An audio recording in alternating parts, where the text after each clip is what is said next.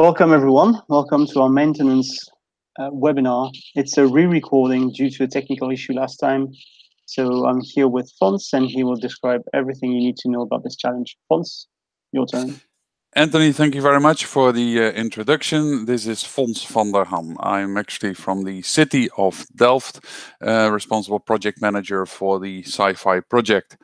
Today we'll be talking about, in this webinar, we'll be talking about the maintenance challenge. And I will do that not only for Delft, but also on behalf of the city of Saint-Quentin. Basically, SCIFI, and I think you have read something about that on the website. It opened the first call for applications in July, and this call is open until early October. So we still have a couple of weeks, to receive your application. We have a general webinar available. It's on the website, and this webinar introduces the specific challenge of maintenance. We'll have up to 40 minutes. We'll see how much time we need, and we're also available for Q&A. Questions can be added through the YouTube chat.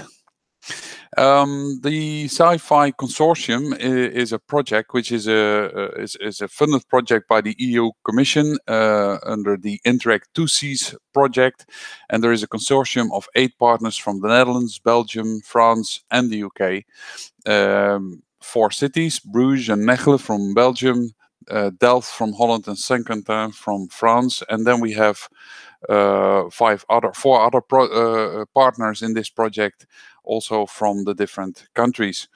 It's an accelerator for mid-sized cities and businesses to create practical, sustainable solutions for city challenges, and we often refer to it as smart city solutions.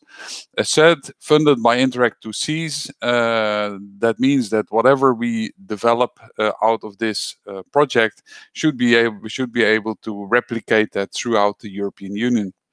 There will be 2 open call cycles. This is the first one. The second one will be as from mid-2019. As said, this call is open from July the 2nd till October the 2nd, and we have at this moment 7 challenges in energy, environment, and mobility, sustainability areas in cities, which are becoming increasingly important for our citizens. This one is about maintenance. There is an online application process, and after that we will be remotely interviewing the shortlisted companies who are applying for the challenges. There will be an experimentation period of 6 months from January till July, and there is a financing up to 10K available per applicant, which is shortlisted. Again, the whole timesheet from preparation until the open challenges where we are today, until the experimentation, and hopefully by 1st of July 2019, the celebration of very good and interesting solutions in the area of maintenance and other sustainability areas. So we offer up to 10K support, 10K euro support per pilot or proof of concept. If there is a case of a project or a product of a service which is really applicable to run operationally, we can actually have a full solution implementation in 1 or more cities. Secondly, we will be actually co-create and help you and give you full access and support throughout the process of experimentation, including trainings and advice. And afterwards, with a good solution and a good proof of concept, we will help actually those companies to disseminate the opportunity amongst peers and cities. This is commercially also very interesting because when the project results in an interesting product or service, we will be helping you to introduce that to other cities, investors, and mentors. And as said, as it is a European project, it has the possibility to be replicated throughout Europe. We also will provide access to hardware and equipment such as sensors. And of course, there are some limitations in the investment there, but that's to be discussed. And of course, as this is a project which is heavily depending also on open data, we give you access to all kind of data sets from our cities. The funding we provide is basically for prototyping your solution. In the budget, you can put many things like salaries, travels, subcontracting, indirect expenses, etc.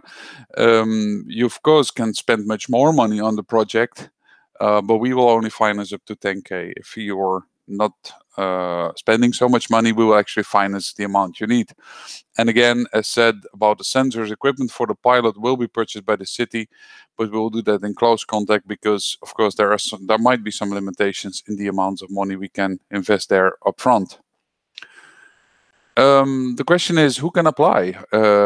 Probably when you're listening or this webinar, you probably are interested. And actually, everyone who has a legal entity can apply. Startups, students, companies, as long as it is a legal entity. You should be established in the EU 28 countries. That's including the UK, or Horizon 2020 associated countries. It's only single entities, no consortia, and the company must be incorporated when we sign the contract. That means that a group of students who want to apply, they can apply, and if they are selected as one of the applicants who can actually start the experimentation period, then the company, a legal entity, must be incorporated at the moment we must sign the contract. More information you will find online, as you can see on the URL in this screen. Then a little bit more about Delft. Delft is a mid-sized city. It's quite a historical city. It's pretty old, and it combines both the historical side. William of Orange has actually lived here and is buried here in the church. But it also has a large, well-known, I think worldwide known, university, the Technical University of Delft. We have more than 100,000 citizens, growing quite fast, and the city area is about 22 square kilometers. As there are so many students, the 30,000 of the 50,000 houses are actually for students. We have, and now we're back to the specific challenge, we have about 1,200 public litter bins divided in several types, and some underground litter bins, which are very large.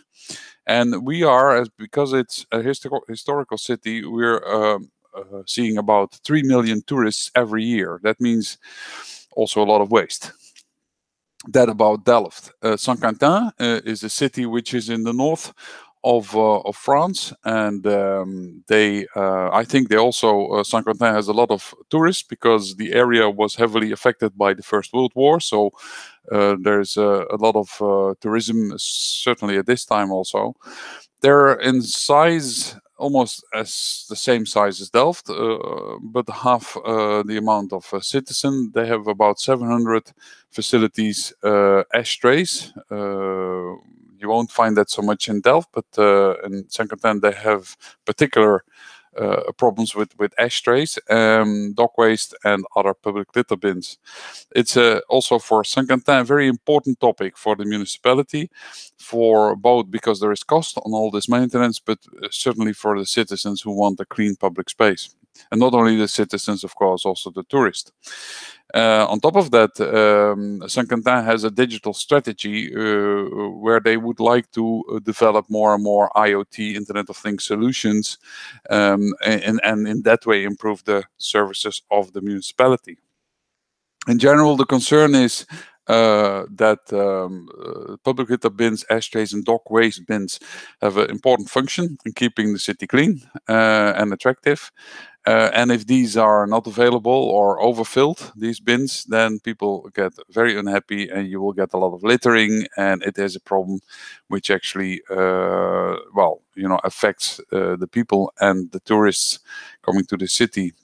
So therefore, the Saint-Quentin, for instance, is investing every year in about 100 new ashtrays, which is a good question whether that makes sense and whether that's efficient. And the whole collection schedules are all based on routine and experience.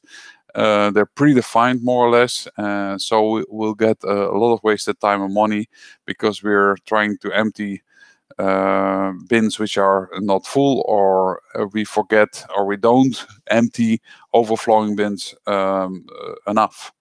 So we need a solution that enables customized, optimized route scheduling for these bins. In Holland, in Delft, we use a kind of quality catalog and kind of metadata with which we actually define, and you see here an example. It's in Dutch, unfortunately, but it shows very clearly on the left where a bin is empty, on the right where it's overfilled. And this kind of classification is used throughout the Netherlands and can be used strongly also when using that in a kind of smart solution. Again, back to Saint-Quentin. Here you find some examples of their bins. The ashtray on the left, which is their first priority, and secondly the dog waste in the middle, and the third one, the litter bin. This is the material which is used in Saint-Quentin. And as said, the whole maintenance is based mainly on local knowledge. So we are looking really for a solution in Saint-Quentin to make this much more optimized and much more smart than it is today. So what would be then the expected outcome? First of all, that we get a tool or tools to help us optimize and reduce the tours required for the maintenance. So it includes monitoring, identifying litter spots, etc. That it really optimizes the collection operations. Maybe also an innovative way to raise the awareness of citizens. For instance, by using an app for citizens or tourists to report situations. Therefore, it could be linked, for instance, also with the municipal reporting system where citizens can make their remarks and complaints. And of course, we have to find a way to have an ongoing determination whether these public bins are the right places. And finally, and that's the thing I already said before, is that whatever is developed as a proof of concept or a pilot should be having the potential, should have the potential to be replicable to any other city in the EU. Well, finally, what we hope to achieve with that is, as I said, a better efficiency of maintenance, reduction in time spent by the departments, functional litter facilities, and raised public awareness. Unfortunately, the picture here is a bit on the text, but it says raised public awareness concerning the issue of street cleanliness. What kind of data do we have available as we talk about open data? Saint-Quentin has information about the location of the cleanliness of the bins, basically. Also location of green spaces. They have event calendars, all kind of data. As you can see here, you will find back on dataportal.smartcityinnovation.eu. And for Delft, you also find the events calendar. You'll find the location of green spaces, the street furniture, garbage hotspots, all these kind of information. Also on tourists, you also find back. And if you need certain information which you can't find directly on the portal, then of course you will work together with us and we'll find out where we can provide this kind of information or data which is needed for your solution. All right, that's it for now regarding the presentation. And I think we might be seeing some questions at the moment. Thank you very much, Fons. Yes, indeed. There was one question during the first recording, one very interesting question. Do you want to incorporate separation of different types of waste, like paper, metal, or plastic in the solution? Or is that not an issue for these smaller bins? It's not at the moment a priority, but we are investigating as a municipality how we can actually become even more smart than we're already today and what we're asking in the challenge. So if there are solutions which also provide the opportunity to separate different kinds of waste and monitoring that, that would of course be great. But it's not. It's a nice to have. It's not a must at this moment. Thank you very much, Fons. I think we are done for this re-recording, and it will be sent to all the people that registered and follow this challenge, this webinar live. Thank you, Fons, and I'll see you next time. Bye-bye. You're welcome. Thank you. Bye.